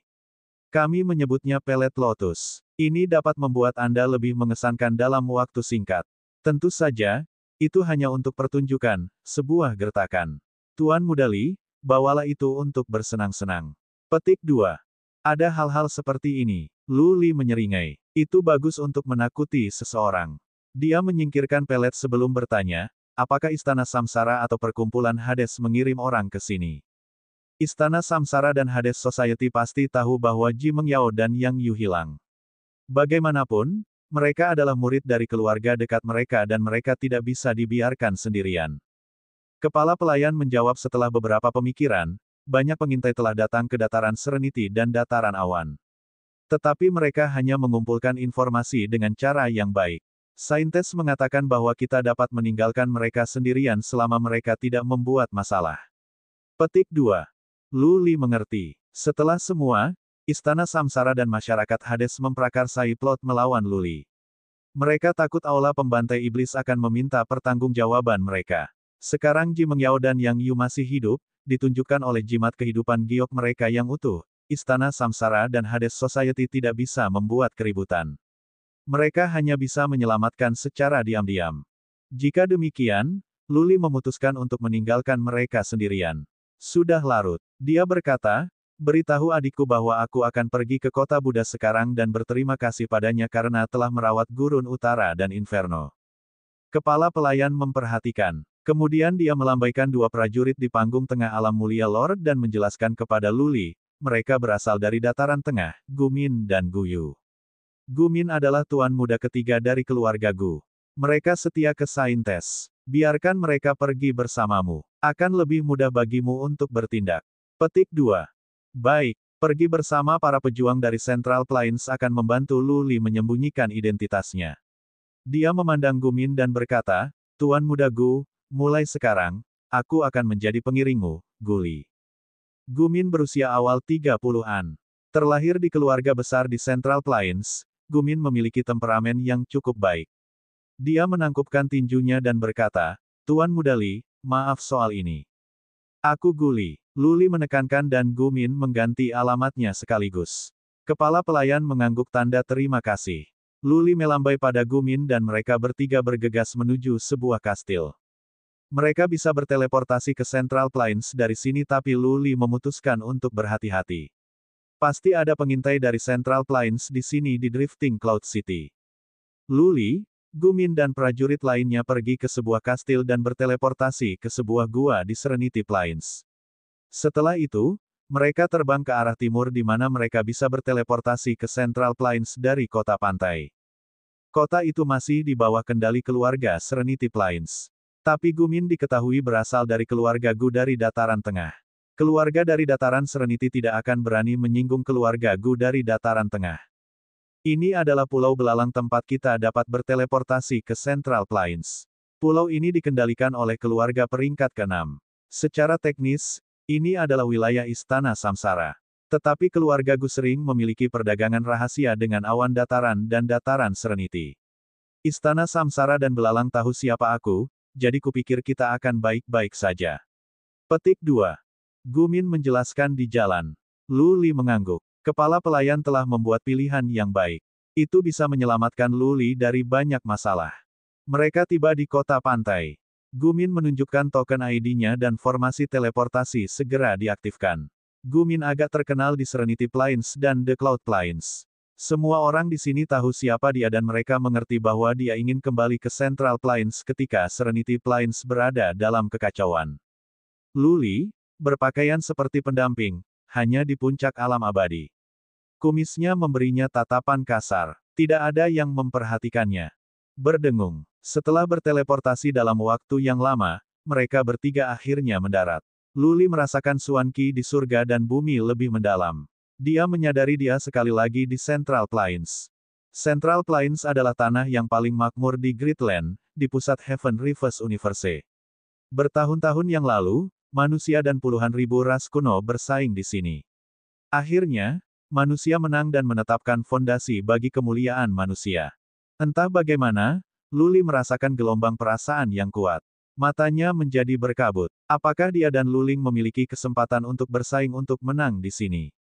Babak 630, di mana ada Rick, ada panas. Pulau belalang milik pasukan peringkat ke-6, bawahan Istana Samsara. Ada lebih banyak pengintai di sini. Ketika mereka bertiga tiba, mereka merasakan banyak kekuatan psikis. Ketika para prajurit mengetahui bahwa itu adalah Gumin, banyak yang berhenti memeriksa. Banyak yang memeriksa Luli dengan kekuatan batin juga tetapi tidak lama. Luli merasakan bahwa tidak ada terlalu banyak prajurit kuat di pulau itu di mana hanya 3 prajurit di puncak Realm Lord Realm yang memerintah. Mereka tidak menimbulkan ancaman. Gumin harus sering teleport di sini karena dia kenal dengan seorang pemimpin. Gumin berjalan bersama Luli dan yang lainnya dan mengobrol dengan pemimpinnya.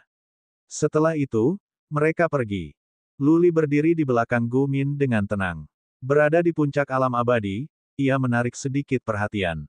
Menambah itu, dia adalah merata-rata beberapa lusin orang dengan penampilan yang mirip bisa terlihat di jalan. Sampai formasi teleportasi diaktifkan, ada beberapa kekuatan psikis yang dikirim untuk memeriksa Luli. Dia mengerti bahwa dia telah berhasil memasuki Central Plains. Keterampilan sering memang keterampilan kuno yang kuat. Jika dia hanya menyamar, seseorang akan melihat sesuatu. Mereka bertiga teleport ke utara di mana keluarga Gu berada. Itu dalam lingkup pengaruh tempat samsara. Yang sedang berkata, keluarga Gu hanya dari peringkat kelima dan tidak memenuhi syarat untuk terhubung dengan istana samsara. Setelah diteleportasi lebih dari selusin kali, mereka tiba di kota skala menengah. Gumin membawa Luli dan prajurit lainnya ke kedai untuk malam itu. Malam itu, Gumin pergi ke rumah bordil. Ia terkenal sebagai playboy. Tampaknya tidak cocok jika dia tidak menghabiskan malam dengan beberapa gadis. Saat fajar, mereka bertiga sudah siap untuk pergi. Ketika mereka keluar dari kedai minuman, mereka menemukan tanda kecil di jalan. Tanda kecil itu tidak mencolok tetapi itu adalah kode yang disetujui oleh Luli dan Hulang. Luli diyakinkan oleh tanda ini. Dia tahu bahwa bahkan jika Hulang tidak ada di kota, dia tahu di mana Luli berada. Menurut rencana, mereka bertiga harus pergi ke keluarga Gu.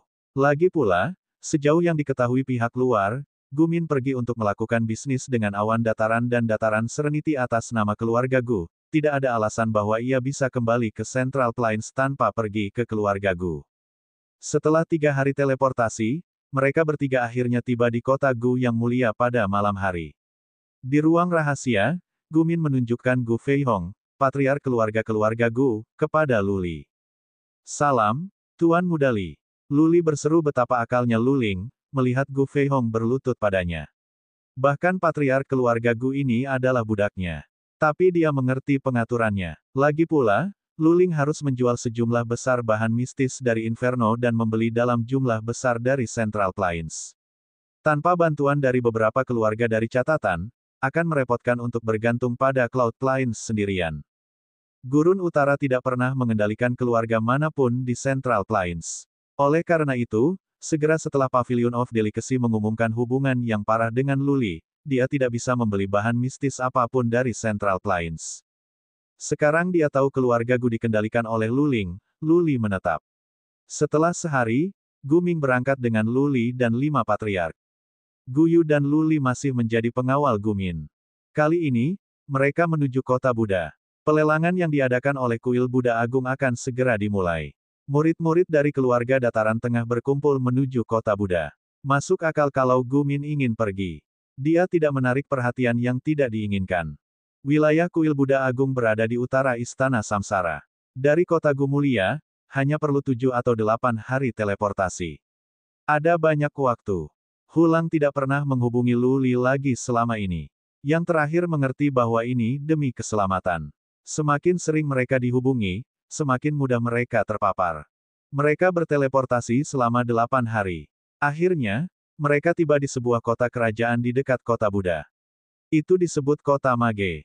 Lelang tidak akan dimulai setengah bulan lagi. Luli tidak terburu-buru. Pasti ada geng campuran di kota Buddha. Mungkin saja semua keluarga besar dan pasukan di dataran tengah telah mengirim orang ke sana. Luli memutuskan untuk tidak pergi saat ini kalau-kalau dia terkena. Gumin tinggal di kota Mage. Dia menikmati disipasi dan ada seorang gadis yang berbeda di sisinya setiap hari. Tetapi 2 patriark keluarga Gu pergi ke kota Buddha terlebih dahulu untuk membuat pengaturan dan mengumpulkan informasi. 5 hari kemudian, salah satu dari mereka kembali dengan membawa banyak informasi. Luli kecewa mengetahui itu, daftar barang yang akan dilelang tidak diumumkan. Apakah buah bodi ada dalam daftar atau tidak dapat diverifikasi. Tapi seperti yang diharapkan Luli, 11 keluarga kerajaan di dataran tengah semua mengirim delegasi ke sini, Paviliun Kelezatan, Istana Samsara, Tumulus Alam Semesta, Keluarga Lu, Raungan Istana Surga, Paviliun Bunga, Perkumpulan Hades, Balap Yaksa, Kuil Bulan Darah, Kamar Peri dan Liga Kehidupan. 12 kekuatan Central Plains semuanya hadir di sini. Mereka telah mengirim murid-murid muda mereka. Acara-acara seperti lelang ini adalah waktu terbaik bagi anak-anak untuk berkumpul bersama. Pejuang senior yang kuat biasanya tidak berpartisipasi. Mereka hanya di sini untuk menawar buah, bukan untuk berkelahi. Pejuang muda bisa menetapkan nama mereka menggunakan kesempatan ini dan mendapatkan pengalaman. Itu juga nyaman bagi mereka untuk membuat koneksi. Luli telah bertemu dengan beberapa murid dari 12 keluarga kerajaan. Namun, dia tidak bertemu dengan murid dari Kamar Peri, Liga Kehidupan, Ras Yaksa dan Kuil Bulan Darah. Menurut Patriark, murid dari banyak kekuatan dan semua keluarga kerajaan ada di sini. Banyak keluarga bahkan mengirim patriark keluarga masa depan mereka, misalnya, Ye Luo, yang merupakan patriark keluarga masa depan dari keluarga Ye Tumulus of Universe. Tuan Mudali, sang patriark memutuskan untuk menyampaikan berita yang tidak pasti setelah beberapa pertimbangan. Saya mendengar bahwa Ji Mengtian, Yang Xuan, Lu Xuan dan Dai Feiyu akan berada di sini juga. Tapi saya belum mengkonfirmasinya. Apa? Mata Luli terbuka lebar karena kaget. Dia berkata dengan tidak percaya, saya pikir mereka ada di alam darah. Bagaimana mereka bisa keluar awal? Mengasingkan mereka ke alam darah adalah perintah yang diberikan oleh Grand Master dari Aula Pembantai Iblis secara pribadi. Hanya 1,5 tahun telah berlalu tetapi mereka dijatuhi hukuman 3 tahun di Rilem Darah. Bagaimana keberanian untuk membiarkan mereka keluar? Aku dengar mereka keluar setengah bulan yang lalu. Sang Patriark berkata dengan ketidakpastian, mereka tampaknya telah meningkat di alam darah dan telah menekan semua prajurit yang kuat di sana. Tidak ada gunanya membiarkan mereka tinggal di alam darah lagi.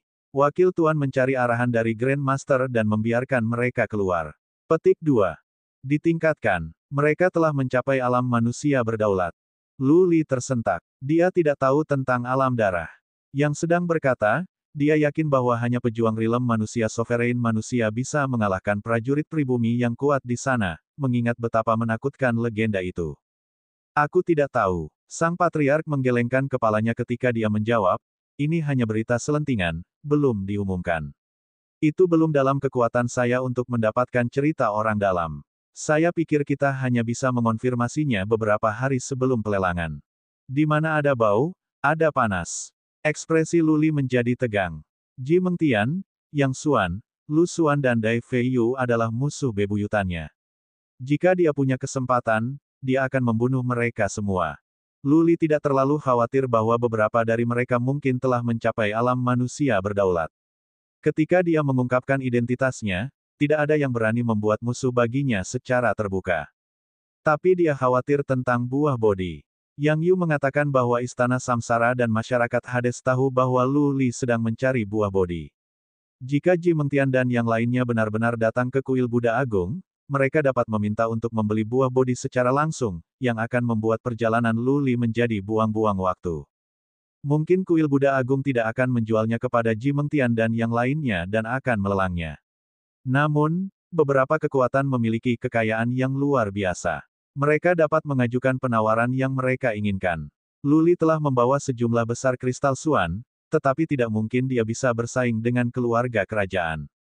Itu adalah simpul Gordian. Akhirnya, ada sepotong buah bodi tetapi kemungkinan Luli untuk mendapatkannya telah turun secara signifikan. Bab 631, Gunung Buddha. Apa yang dilakukan tidak dapat dibatalkan. Melarikan diri tidak ada gunanya. Luli harus berguling dengan pukulan. Luli meminta Patriark keluarga Gu untuk mendapatkan informasi lebih lanjut sambil menunggu di kota Mage. Pergi ke kota Buddha sekarang tidak akan bermanfaat baginya karena dia tidak bisa sering tampil di muka umum. Jadi, dia harus mengandalkan Patriark keluarga Gu untuk mengumpulkan informasi. Luli menunggu selama 6 hari tetapi Patriark keluarga Gu belum kembali. Tapi seorang pelayan dari kedai minum Luli tiba-tiba datang ke kamarnya. Dia pergi tanpa mengatakan apapun setelah dia memberi Luli surat. Tidak banyak yang tertulis pada surat itu kecuali beberapa kata, buah akan laku. Kenalan lama di kota Buddha. Tidak ada tanda tangan tetapi Luli mengenali tulisan tangan itu. Itu anggun dan dunia lain. Luli telah mencoba mempelajari tulisan tangan ini sejak dia masih kecil. Ini ditulis oleh Luling. Adikku ada di Central Plains.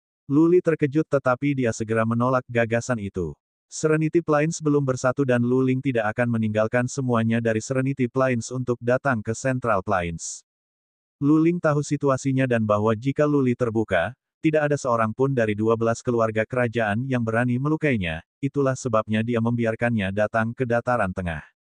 Terlebih lagi, bahkan jika dia datang, dia akan datang dengan Luli.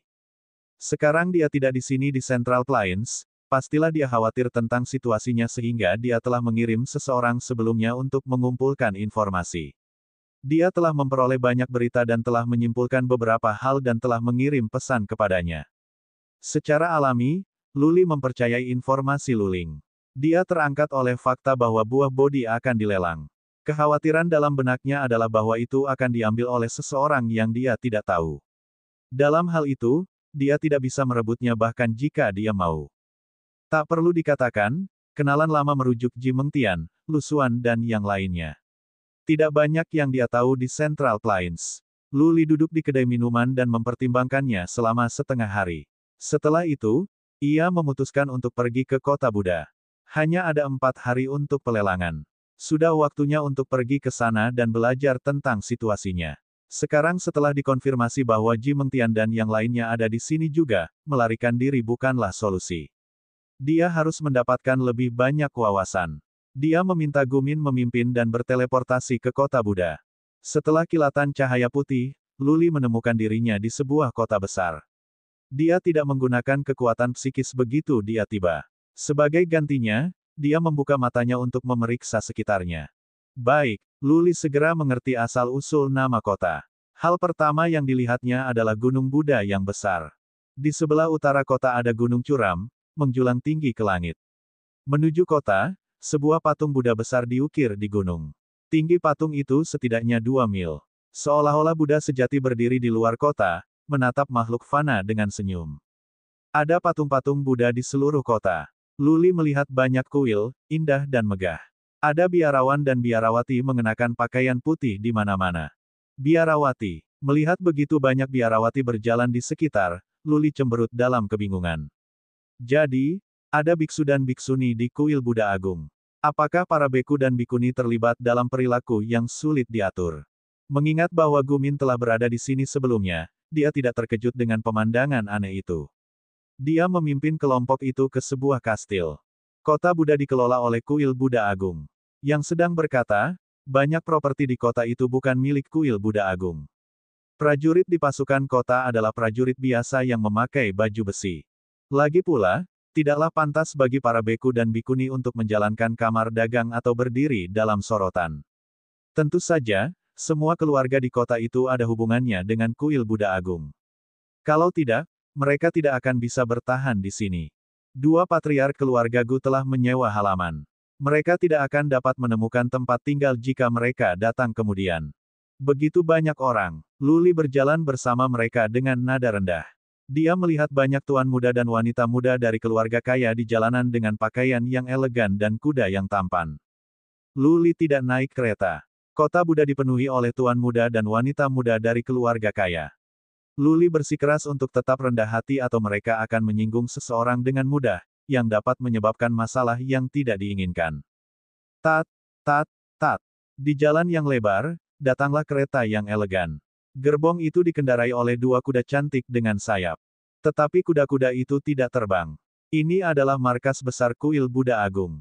Hanya Ji Mengtian dan Lu Xuan yang bisa terbang di sini.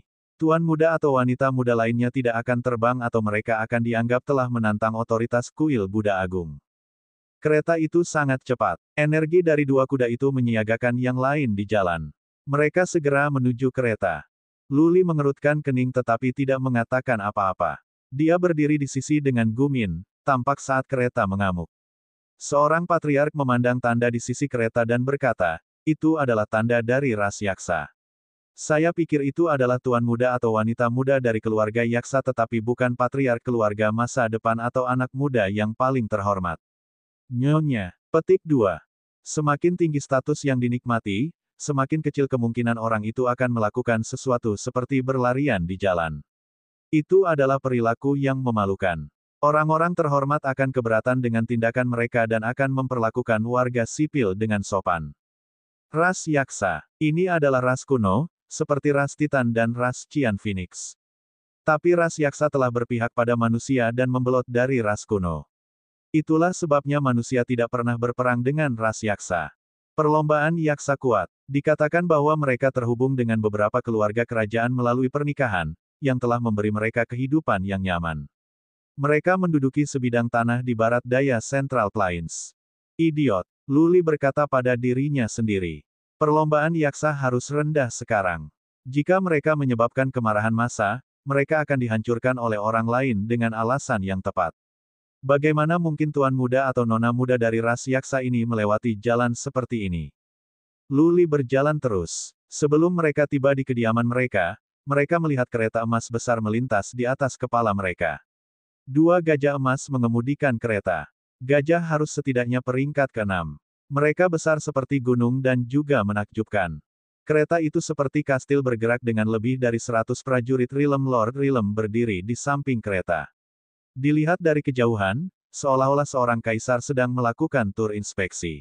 Wow, orang-orang di kota mulai membicarakannya dengan panas. Hanya murid dari keluarga kerajaan langsung yang berani terbang seperti ini dan mereka adalah satu-satunya yang bisa menghirup udara seperti itu. Dari Live Leak, seorang patriark melirik tanda pada kereta emas dan menjelaskan, saya mendengar bahwa patriark masa depan Live Leak akan datang. Dia berusia 29 tahun dan telah mencapai alam manusia berdaulat. Saya pikir menilai dari tampilan, seharusnya dia. Petik 2. 29. Alam sovereign manusia. Lu Li terkejut. Seorang pejuang bisa dianggap sebagai bakat langka untuk dapat mencapai rilem manusia sovereign di usia muda.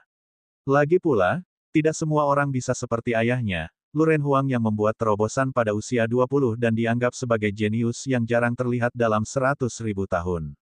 Kereta emas itu terbang ke gunung besar di utara, tempat markas besar kuil Buddha Agung berada. Hanya orang-orang terhormat yang bisa tinggal di sana. Kurasa Ji Mengtian, Lu Xuan, Dai Feiyu dan Yang Xuan tinggal di sana juga. Lu Li menatap ke gunung Buddha di utara, menyipitkan mata. Menurut berita selentingan yang dikumpulkan oleh patriark keluarga Gu, beberapa dari mereka telah mencapai alam manusia berdaulat. Lalu berapa banyak yang melakukannya dan siapa sebenarnya? Tuan muda, apakah pelelangan diadakan di gunung Buddha itu? Lu Li bertanya setelah beberapa pemikiran. Lu Li jarang berbicara. Gu Min terkejut dengan pertanyaannya dan hampir ingin membungkuk dan membalas dengan hormat. Tapi Gu Min bereaksi cepat. Dia memandang gunung Buddha dan menjawab dengan acuh tak acuh. Iya, pelelangan ada di Aula Buddha di Gunung Buddha. Sayangnya, status keluarga Gu terlalu rendah. Saya pikir kita hanya bisa pergi ke sana pada saat pelelangan. Kita tidak akan minta uang kembalian untuk mengunjungi tuan muda dan wanita muda paling terkemuka di Central Plains. Petik 2.